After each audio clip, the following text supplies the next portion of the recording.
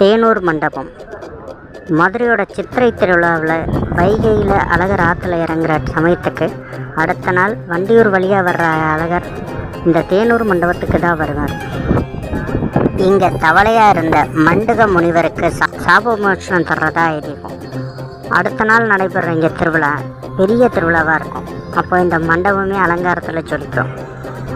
வைகை ஆற்றுக்கு நடுவில் ஒரு படகு மாதிரி இருக்கிற இந்த மண்டபம் அவ்வளோ சிறப்பான மண்டபம். நாயக்கர் காலத்திலேயே கட்டின மண்டபம். முன்னாடி சித்திரை திருவிழாவில் அழகர் ஆற்றுல இறங்குன்ற நிகழ்வு மதுரையில் நடக்காது. அது அலங்காநல்லூர் பக்கத்தில் இருக்க தேனூர்ன்ற ஒரு ஊரில் நடந்துகிட்டு இருந்தது. அப்புறம் நாயக்கர் காலத்தில் தான் அதை மதுரைக்கு மாற்றினாங்க.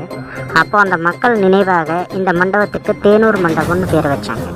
ரொம்ப சிறப்பு வாய்ந்த நாயக்கர் காலத்தில் கட்டப்பட்ட இந்த மண்டபமானது ரொம்ப நாள் சிதிலமடைஞ்சு இருந்தது.